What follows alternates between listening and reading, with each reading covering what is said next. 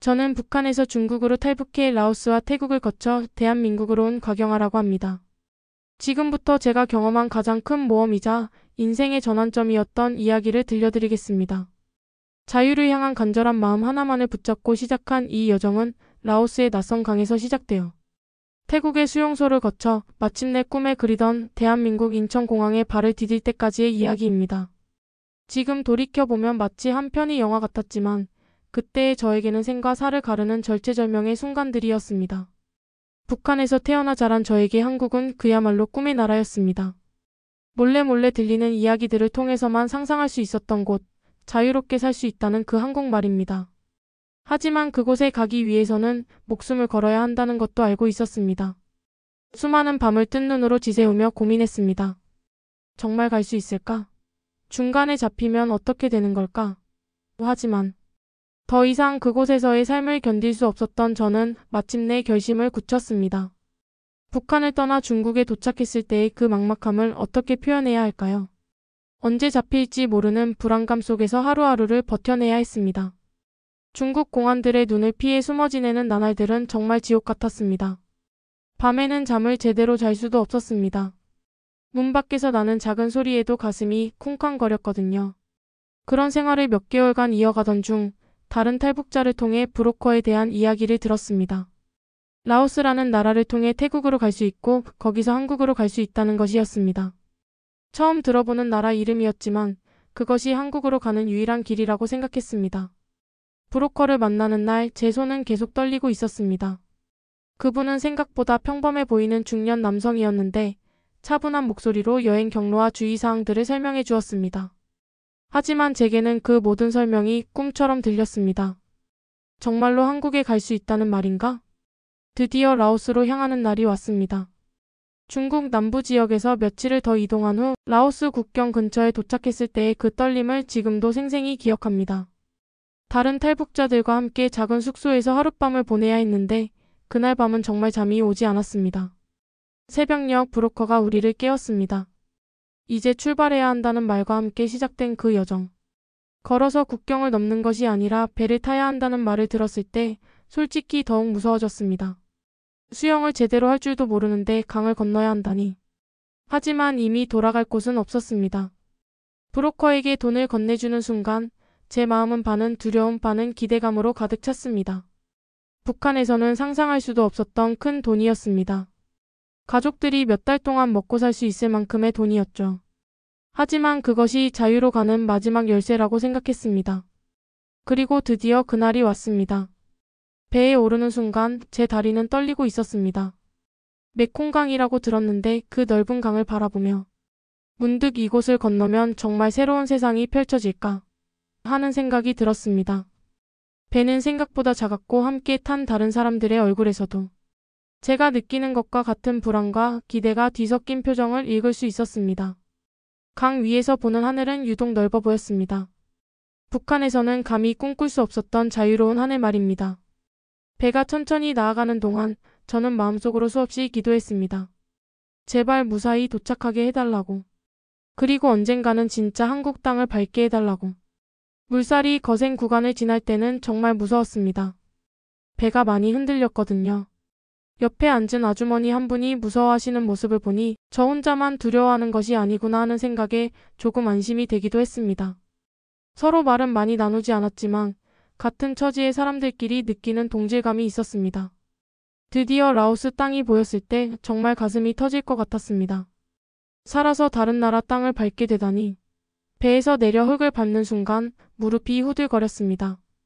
긴장이 풀리면서 그동안 참았던 눈물이 쏟아졌습니다. 라오스에서도 며칠 더 이동해야 했습니다. 버스를 타고 가는 길에 본 라오스의 풍경은 북한과는 또 달랐습니다. 사람들이 여유로워 보였고 시장에서는 다양한 물건들을 팔고 있었습니다. 세상에는 정말 다양한 나라들이 있구나 하는 생각이 들었습니다. 하지만 편안할 시간은 없었습니다. 계속해서 이동해야 했고 언제 어떤 위험이 닥칠지 모르는 상황이었으니까요. 라오스 현지 가이드가 계속 조심하라고 당부했습니다. 아직 안전지대가 아니라는 것이었습니다. 며칠 후 드디어 태국 국경 근처에 도착했습니다. 이번에는 또 다른 강을 건너야 했는데 이번에는 더 작은 배였습니다. 라오스에서 태국으로 넘어가는 순간 제 마음에는 또 다른 희망이 생겼습니다. 이제 정말로 한국에 가까워지는 것이구나. 태국에 도착했을 때의 그 기분을 어떻게 표현해야 할까요? 일단 살아있다는 안도감이 먼저 들었고 동시에 이제 진짜 시작이구나 하는 각오도 생겼습니다. 난민 수용소로 향하는 길에서 본 태국의 풍경은 북한과는 전혀 달랐습니다. 사람들의 표정이 밝아 보였고 거리에는 생기가 넘쳤습니다. 오토바이가 정말 많더군요. 그리고 과일 냄새, 음식 냄새들이 여기저기서 났습니다. 난민 수용소는 생각했던 것보다 큰 곳이었습니다. 이미 많은 사람들이 머물고 있었는데 그 중에는 저와 같은 탈북자들도 있었고 다른 나라에서 온 사람들도 있었습니다. 처음에는 누가 누군지 구별하기 어려웠지만 며칠 지내면서 자연스럽게 알게 되었습니다. 수용소 생활은 결코 편하지 않았습니다. 여러 사람이 함께 지내야 했고 사생활이라는 것이 거의 없었습니다. 하지만 그래도 중국에서 숨어 지낼 때보다는 훨씬 안전하다는 느낌이 들었습니다. 적어도 언제 공안이 들이닥칠까봐 노심초사하지는 않아도 되니까요. 난민수용소에 도착한 후 며칠이 지났을까요? 드디어 제가 평생 그리워했던 그 순간이 찾아왔습니다. 한국인을 직접 마주하게 된 것입니다. 그분은 젊은 남성 공무원이었는데 제가 그분을 보고 가장 먼저 눈에 띈 것은 바로 치아 교정기였습니다. 북한에서는 상상도 할 수 없는 일이었거든요. 치아가 고르지 않으면 그냥 그대로 살아야 하는 것이 당연했는데 여기서는 그것을 고칠 수 있다니. 아, 이 사람은 정말 잘 사는 사람이구나. 한국은 정말 잘 사는 나라구나 하는 생각이 절로 들었습니다. 그분의 옷차림도 정말 깔끔했습니다. 셔츠는 주름 하나 없이 다림질이 잘 되어 있었고 구두도 반질반질 윤이 났습니다. 그리고 뭔가 자신감이 넘쳐 보였습니다. 북한에서 본 사람들과는 확실히 달랐습니다. 그리고 그분이 입을 열어 한국어로 말하는 순간 제 눈에서는 저도 모르게 눈물이 흘러내렸습니다. 드라마나 방송에서만 들었던 그 한국어를 진짜 한국 사람의 입에서 직접 듣게 된 것입니다.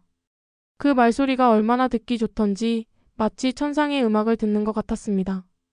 감정이 벅차올라서 한동안 말을 잇지 못했던 기억이 납니다. 안녕하세요라는 인사말부터 시작해서 모든 말이 저에게는 신기했습니다. 억양이나 발음이 제가 알고 있던 북한말과는 조금씩 달랐지만 그래서 더욱 매력적으로 들렸습니다. 그분이 저에게 여러 가지 질문을 했습니다.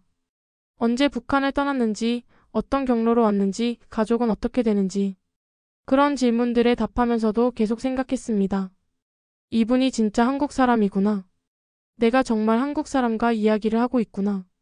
수용소에서 며칠을 보낸 후 드디어 방콕으로 이동할 날이 왔습니다. 방콕에 가면 한국 대사관이나 관련 기관에서 정식으로 처리를 해준다는 이야기를 들었거든요. 그래서 마음이 한결 가벼웠습니다. 하지만 인생이 그렇게 순탄하게만 흘러갈 리 없었습니다. 방콕으로 가는 도중에 농촌 경찰서에서 체포되고 말았습니다. 그 순간의 절망감이라니.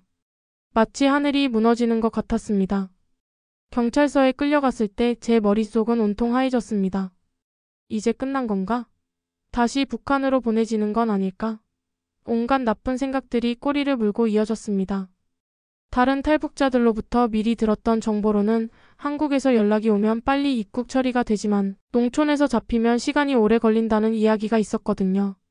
그 말이 떠오르니 더욱 실망스러웠습니다. 경찰서 유치장은 정말 춥고 습했습니다. 시멘트 바닥에 얇은 매트 하나만 깔려 있었고 화장실도 한쪽 구석에 있어서 프라이버시라고는 전혀 없었습니다. 밤새 잠을 제대로 잘 수 없었습니다. 그런데 놀랍게도 통역으로 나온 분이 한국 청년이었습니다. 20살 정도로 보이는 젊은 분이었는데 태국어를 정말 유창하게 하더군요. 나중에 알고 보니 선교 활동을 위해 태국에 온 분이었습니다. 그분이 저를 보는 눈빛에서 연민과 동정을 느낄 수 있었습니다. 그리고 정말 친절하게 대해주셨습니다. 경찰관들과 이야기를 나눠주시고 제가 탈북자라는 것을 설명해 주시고 앞으로 어떤 절차를 거쳐야 하는지도 차근차근 알려주셨습니다. 걱정하지 마세요. 조금 시간이 걸리겠지만 반드시 한국에 갈 수 있을 겁니다. 그분의 이 말이 그때 저에게 얼마나 큰 힘이 되었는지 모릅니다. 그분의 친절한 모습을 보면서 한국 사람들에 대한 첫인상이 확실히 좋아졌습니다. 아, 한국 사람들은 정말 인정이 많구나. 어려운 사람을 그냥 지나치지 않는구나 하는 생각이 들었습니다. 며칠 후 정말로 한국에서 연락이 왔다는 소식을 들었습니다. 그 순간의 기쁨이라니. 정말 하늘이 무너지는 줄 알았는데 이제 다시 희망이 생긴 것입니다. 드디어 방콕으로 이송되었습니다. 방콕의 풍경을 처음 봤을 때의 그 놀라움. 정말 큰 도시더군요. 높은 건물들이 하늘을 찌르듯이 솟아 있었고 자동차들이 엄청나게 많았습니다. 그리고 사람들의 옷차림도 정말 다양했습니다. 한국 관련 기관에서 최종 처리를 해주는 동안 며칠 더 기다려야 했습니다. 그 시간 동안 저는 계속 상상했습니다. 한국에 가면 어떤 모습일까? 사람들은 어떻게 살까? 나는 거기서 무엇을 할 수 있을까? 다른 탈북자 분들과도 많은 이야기를 나누었습니다.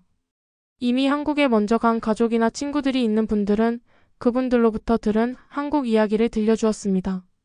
정말 신기한 이야기들이 많았습니다. 지하철이라는 것도 있고 버스도 시간표에 맞춰서 다니고 물을 그냥 틀면 깨끗한 물이 나온다는 이야기도 있었습니다. 드디어 한국행 비행기를 탈 날이 다가왔습니다. 그런데 바로 전날 태국에서 정병과 시위 소식이 들려왔습니다. 텔레비전 뉴스에서 보니 거리에서 많은 사람들이 시위를 하고 있었습니다. 그 순간 제 머릿속에는 온갖 불안한 생각들이 스쳐 지나갔습니다. 혹시 북한 공작원들이 이런 혼란을 틈타서 우리 비행기에 탈 수도 있지 않을까? 지금까지 온 길이 헛수고가 되는 건 아닐까? 비행기가 취소되는 건 아닐까? 그런 공포심과 걱정이 밤새 저를 괴롭혔습니다.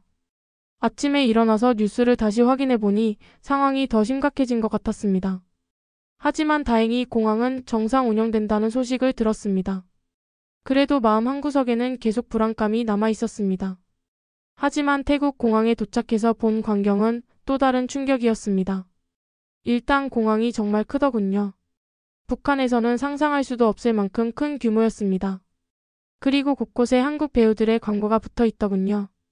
권상우를 비롯한 한국 배우들의 멋진 모습을 보면서 한국은 진짜 잘 사는 나라구나 하는 것을 다시 한번 실감했습니다. 특히 화장품 광고였는데 모델들의 피부가 정말 하얗고 깨끗해 보였습니다. 북한에서는 그런 세련된 광고를 본 적이 없었거든요.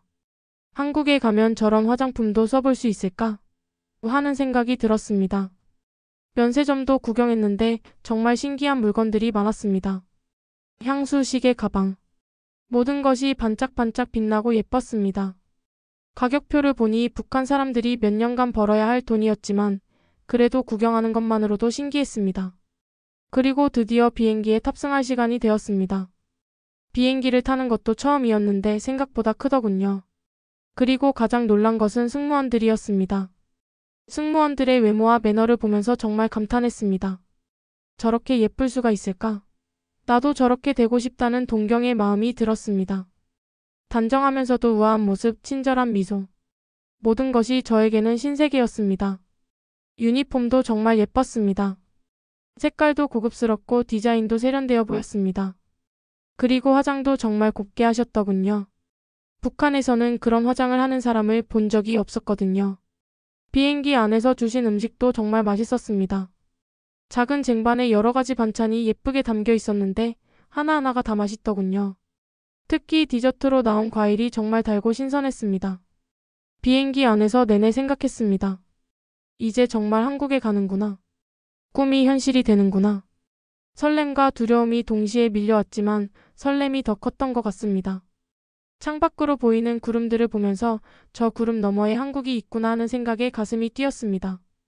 그리고 드디어 그 순간이 왔습니다. 인천공항에 발을 디딘 순간 말입니다. 비행기에서 내려서 공항 건물로 걸어가는 순간부터 모든 것이 충격의 연속이었습니다. 일단 복도가 정말 넓고 깨끗했습니다. 그리고 천장이 얼마나 높던지 마치 하늘 같았습니다. 입국 심사를 받기 위해 줄을 서면서 주위를 둘러봤는데 정말 많은 사람들이 있었습니다. 다양한 나라에서 온 사람들 같았는데 모두들 여유로워 보였습니다. 북한에서는 공항이라는 곳 자체를 가볼 기회가 없었는데 이렇게 많은 사람들이 자유롭게 여행을 다닐 수 있다는 것이 신기했습니다. 입국 심사를 마치고 짐을 찾은 후 공항문을 나서는 순간 제 눈에 가장 먼저 들어온 것은 바로 바닥이었습니다. 온통 대리석으로 되어 있더군요. 정말 반질반질하고 아름다웠습니다. 북한에서는 김정은을 모신 금수산 기념 궁전에 가야만 대리석을 밟을 수 있었는데 여기서는 그냥 평범한 사람들이 아무렇지도 않게 걸어다니고 있었습니다. 아이들도 뛰어다니고 여행객들이 캐리어를 끌고 다니고 이게 진짜인가? 싶어서 바닥을 한참이나 내려다봤던 기억이 납니다. 저도 모르게 무릎을 꿇고 바닥을 만져보았습니다. 정말 차갑고 매끄러운 대리석이었습니다. 우리는 최고 지도자를 기리는 신성한 곳에서만 이런 바닥을 밟을 수 있었는데 여기서는 평민들이 매일 이런 곳을 다니는구나 하는 생각에 정말 놀랐습니다. 자동 에스컬레이터를 처음 봤을 때의 그 신기함이라니. 북한에서는 상상도 못할 시설이었습니다. 사람들이 가만히 서 있기만 해도 저절로 위아래로 움직이다니 마치 마법을 보는 것 같았습니다. 처음에는 무서워서 타지 못했는데 다른 사람들이 자연스럽게 타는 모습을 보고 용기를 내어 타보았습니다. 정말 신기했습니다. 그리고 천장을 올려다봤을 때의 그 압도감. 얼마나 높던지 마치 하늘까지 뚫려 있는 것 같았습니다. 그 웅장함과 현대적인 모습에 저는 그저 입을 다물 수가 없었습니다. 조명도 정말 밝고 아름다웠습니다. 마치 별들이 천장에 박혀 있는 것 같았어요. 면세점들도 정말 화려했습니다. 각종 명품 브랜드들의 매장이 즐비해 있었는데 진열된 상품들이 정말 예뻤습니다. 사람들이 자유롭게 들어가서 구경하고 쇼핑하는 모습을 보면서 이것이 바로 자본주의구나 하는 생각이 들었습니다. 카페에서는 커피 냄새가 솔솔 풍겨왔습니다. 그 향기가 정말 좋더군요. 북한에서는 진짜 커피를 마셔본 적이 거의 없었는데 언젠가는 저도 저런 카페에 앉아서 여유롭게 커피를 마셔보고 싶다는 생각이 들었습니다. 인천공항을 나와 인천대교를 봤을 때 저는 마음속으로 소리쳤습니다. 진짜 내가 꿈꾸던 나라에 왔구나. 그 순간의 벅찬 감정을 어떻게 표현해야 할까요? 가슴이 터질 것 같았습니다. 그 다리가 얼마나 웅장하던지. 바다 위에 그렇게 긴 다리를 놓다니 정말 대단한 기술력이라는 생각이 들었습니다. 밤이어서 불빛들이 반짝반짝 빛나는 모습이 마치 보석 같았습니다. 북한에서 한국에 간다는 것은 정말 돈 많은 사람만 갈 수 있는 곳으로 여겨졌거든요. 그런 곳에 제가 정말로 와 있다는 사실이 믿어지지 않았습니다. 버스 안에서 계속 창밖을 바라보면서 이게 꿈은 아니겠지? 하는 생각을 했습니다. 인천공항에서 국정원 요원분이 직접 마중을 나와 계셨습니다. 양복을 단정하게 입으신 중년 남성이셨는데 생각보다 온화한 인상이었습니다. 그분이 저에게 하신 첫 마디가 아직도 귀에 생생합니다. 대한민국에 온 것을 환영합니다. 그 말을 듣는 순간 눈물이 왈칵 쏟아졌습니다. 정말로 한국 사람이 한국 정부에서 저를 환영한다고 말해주시는 거였습니다. 지금까지의 모든 고생과 두려움이 한순간에 보상받는 느낌이었습니다. 힘드셨죠? 이제 안전합니다. 그분의 따뜻한 말씀에 또 한 번 눈물이 났습니다. 정말 오랜만에 듣는 따뜻한 위로의 말씀이었거든요. 사실 북한에서 국정원 하면 무서운 곳으로만 알고 있었습니다. 고문을 하는 곳, 전기 충격을 주는 곳, 간첩을 잡는 무서운 곳 이런 이미지만 있었거든요. 그래서 처음에는 정말 무서웠습니다. 차 안에서도 계속 떨고 있었어요. 혹시 저를 의심하는 건 아닐까? 혹시 고문을 당하는 건 아닐까? 그런 생각들이 머릿속을 맴돌았습니다. 북한에서 들었던 무서운 이야기들이 계속 떠올랐거든요. 하지만 실제로 가보니 전혀 달랐습니다. 일단 건물 자체가 무섭게 생기지 않았습니다. 현대적이고 깔끔한 건물이었어요. 그리고 직원분들도 모두 친절하셨습니다. 숙소는 정말 마치 호텔 같았습니다. 깨끗한 침대, 따뜻한 이불, 개인 화장실까지 있었습니다. 북한에서는 상상할 수도 없는 시설이었죠. 그리고 옷과 필요한 물품들도 지급해 주셨습니다. 속옷부터 시작해서 외출복, 잠옷, 심지어 화장품까지. 정말 세심하게 준비해 주셨더군요. 창문으로 들어오는 햇빛을 보면서 이제 정말 자유로운 곳에 와 있구나 하는 생각이 들었습니다. 중국에서는 항상 커튼을 치고 숨어 지내야 했는데 여기서는 당당하게 햇빛을 받을 수 있다니. 조사하시는 분들의 분위기도 온화하고 정중했습니다. 처음에 만난 담당관분은 40대 정도의 여성분이었는데 정말 친절하셨습니다. 편하게 생각하세요. 우리는 여러분을 도우려고 여기 있는 거예요. 그분의 말씀을 들으니 마음이 한결 놓였습니다. 조사라고 해서 무서운 취조를 하는 줄 알았는데 실제로는 대화하는 느낌이었습니다. 제가 어떤 경로로 왔는지, 북한에서는 어떻게 살았는지, 가족은 어떻게 되는지 그런 것들을 차근차근 물어보셨어요. 중간중간 힘드셨겠어요. 잘 오셨어요. 같은 따뜻한 말씀도 해주시고 제가 대답하기 어려워하면 천천히 생각해보세요 라고 기다려주시기도 했습니다. 아, 이게 진짜 한국이구나. 사람을 사람으로 대해주는 나라구나 하는 생각이 들었습니다.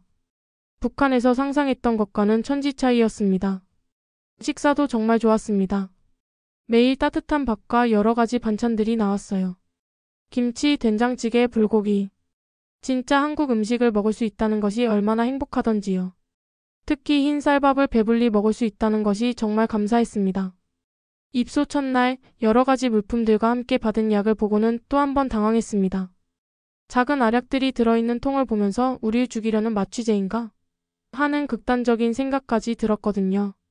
북한에서 오랫동안 살다 보니 의심하는 습관이 몸에 배어 있었나 봅니다. 혹시 이상한 약을 먹여서 정신을 잃게 하려는 건 아닐까? 혹시 독이 들어있는 건 아닐까? 그런 무서운 생각들이 머릿속을 스쳐갔습니다. 약통을 이리저리 들여다보면서 고민했습니다. 먹어야 하나 말아야 하나. 정말 고민스러웠어요. 한편으로는 한국 정부에서 주는 약인데 나쁜 건 아니겠지 하는 생각도 들었지만 다른 한편으로는 여전히 의심스러운 마음이 있었습니다. 그런데 다른 탈북자분들이 모두 자연스럽게 복용하는 모습을 보고 안심했습니다. 저보다 먼저 온 분들도 있었고 비슷한 시기에 온 분들도 있었는데 모두들 아무렇지도 않게 약을 드시더라고요. 아, 그럼 정말 괜찮은 약이구나 하는 생각이 들어서 저도 용기를 내어 복용했습니다. 다행히 아무 이상이 없었어요. 나중에 의료진분께서 설명해 주시기를 그것은 해충약이라고 하더군요. 북한 사람들에게는 기생충이 많기 때문에 꼭 필요한 약이라고 설명해 주셨습니다. 북한에서 오신 분들은 영양 상태가 좋지 않고 기생충 감염률이 높아서 이런 약을 드시는 거예요. 건강을 위해서 필요한 조치입니다. 그 설명을 듣고 나니 정말로 우리 건강까지 챙겨주시는구나 하며 감동했습니다. 단순히 조사만 하는 것이 아니라 건강관리까지 해주시다니. 그 순간 깨달았습니다. 제가 얼마나 많은 편견과 두려움을 가지고 있었는지를. 그리고 한국이 얼마나 따뜻한 나라인지도 말입니다. 며칠 후부터는 본격적인 교육 프로그램이 시작되었습니다. 한국어 교육, 한국 문화 소개, 기본적인 생활 상식 등을 배웠습니다. 한국어 수업이 가장 재미있었습니다. 선생님은 30대 여성분이었는데 정말 친절하고 인내심이 많으셨어요. 북한 말과 한국말의 차이점을 하나하나 설명해 주시고 발음 연습도 시켜주셨습니다. 동무가 아니라 친구라고 해야 해요. 일군이 아니라 직원이라고 하는 거예요. 이런 식으로 하나하나 가르쳐 주셨는데 정말 신기했습니다. 같은 한국어인데 이렇게 다를 수가 있다니. 한국 문화 소개 시간에는 한국의 역사, 정치 제도, 경제 시스템 등을 배웠습니다.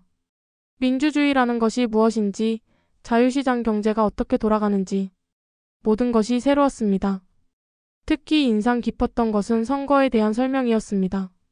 국민들이 직접 대통령과 국회의원을 뽑는다는 말을 들었을 때 정말 믿기지 않았어요. 그런 일이 정말 가능한가? 하는 생각이 들었습니다. 영화 관람 시간도 있었습니다. 한국 영화를 보면서 한국 사회의 모습을 이해하는 시간이었는데 정말 재미있었어요. 특히 가족 영화를 볼 때는 눈물이 날 뻔했습니다. 가족의 소중함에 대해 다시 한번 생각하게 되었거든요. 정기적인 의료 검진도 받았습니다. 의사 선생님이 정말 친절하셨어요. 전체적인 건강 상태를 꼼꼼히 체크해 주시고 필요한 치료도 해주셨습니다. 영양 상태가 많이 좋지 않네요. 앞으로 잘 드시고 건강을 회복하세요.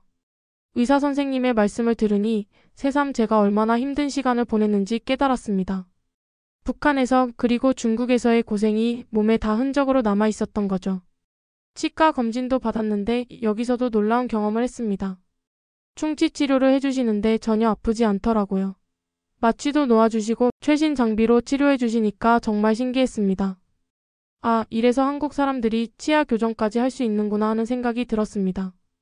의료 기술이 정말 발달되어 있더군요. 정신건강 상담도 정기적으로 받았습니다.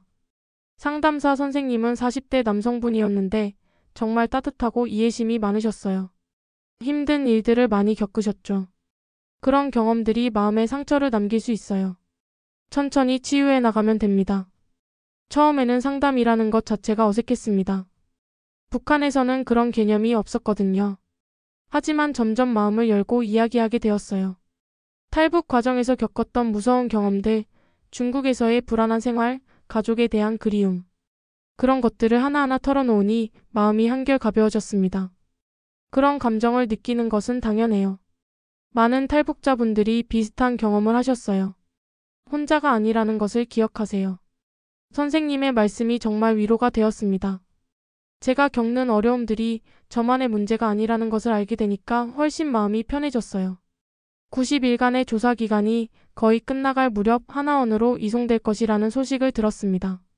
하나원은 탈북자들이 한국 사회에 정착하기 위해 준비하는 곳이라고 설명해 주셨어요. 하나원에서는 더 체계적인 교육을 받으실 수 있을 거예요. 한국 사회에서 살아가는 데 필요한 모든 것들을 배우시게 될 겁니다. 그 말을 들으니 기대가 되면서도 또 한편으로는 불안했습니다.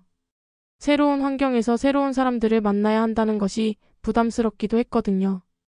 하지만 지금까지의 경험을 통해서 한국이 얼마나 따뜻한 나라인지 알게 되었기 때문에 하나원에서도 좋은 사람들을 만날 수 있을 거라는 확신이 들었습니다.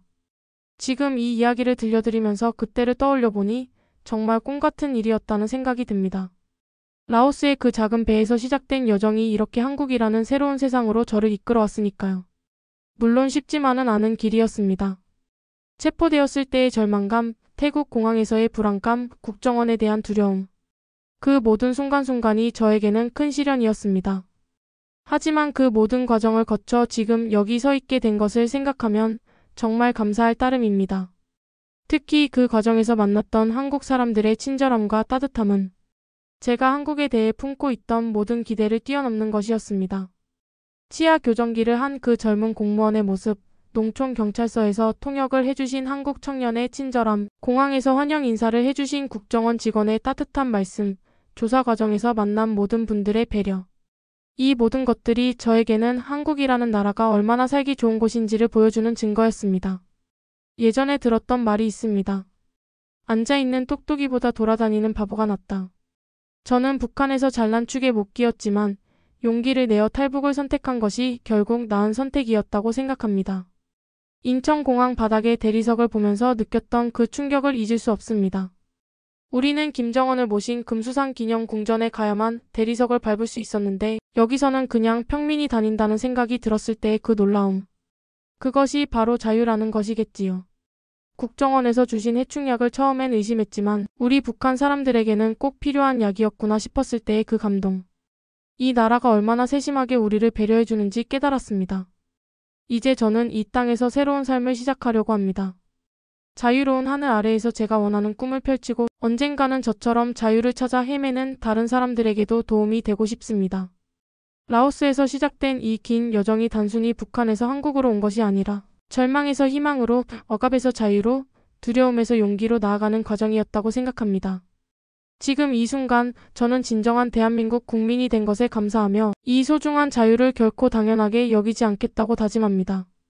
그리고 언젠가는 아직도 북한에서 고통받고 있을 많은 사람들에게도 이런 자유의 기회가 주어지기를 간절히 바라봅니다. 자유, 그것은 정말 소중한 것입니다. 인천공항의 대리석 바닥을 밟으며 느꼈던 그 감동을 저는 평생 잊지 않을 것입니다. 그리고 이제 이 자유로운 땅에서 새로운 꿈을 키워나가며 당당한 한국인으로 살아가겠습니다. 곽영화의 탈북 이야기 잘 들으셨나요? 시청해주셔서 감사합니다. 구독, 좋아요, 알림 설정은 큰 힘이 됩니다.